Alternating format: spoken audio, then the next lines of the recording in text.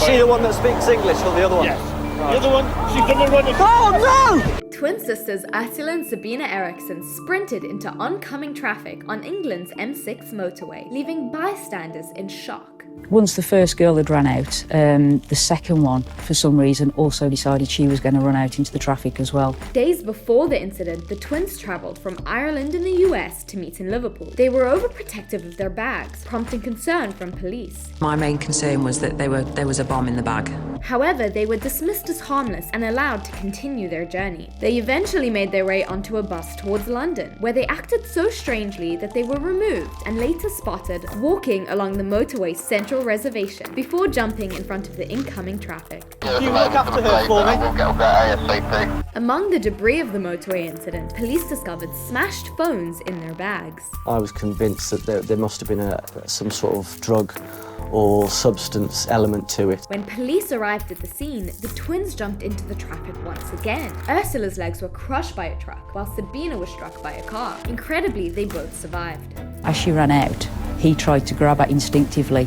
Luckily for him, her jacket came off, or else he'd potentially have been in the carriageway as well.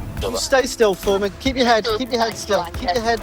She's very delirious. They're gonna steal my organs. It's okay, my love. Once Sabina regained consciousness, she clawed at officers, screamed about stolen organs, and punched a police officer. Right, don't get going anywhere, okay? Just chill. Where's Paul? Stay. Oh, why do you steal me? Stay still. Why do you steal me? Oscar Tango 3-3. No! It took 6 officers and bystanders and a sedative to restrain her. You alright? Yeah, I got.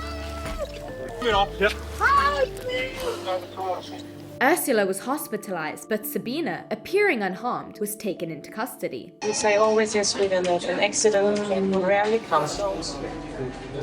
Usually at least once more following. There's 2. Despite being hit by a car, sedated, and having watched her sister's legs being crushed by a truck, Sabina was calm and collected, joking around with officers. How old am I? Yeah, probably around his best age. Yeah, 45. Oh yeah, 44? you got it, 45. Hours later, she was released without a psychiatric evaluation. While looking for a hotel, Sabina encountered Glenn Hollinshead, a former RAF airman.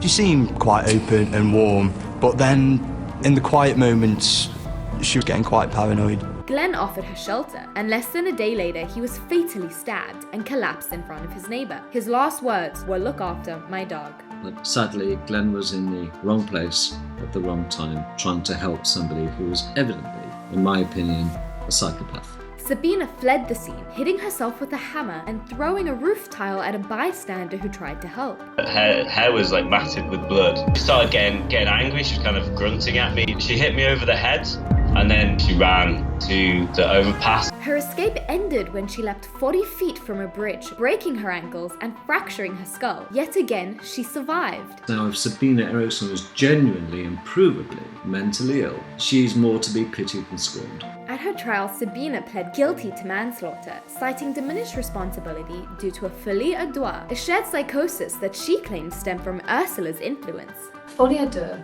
is a condition where when one person develops that delusion, that their partner also develops the delusion as well, and that the delusions are identical. Sabina served just 5 years in prison and vanished after her release in 2011. Ursula returned to the US, leading a quiet life.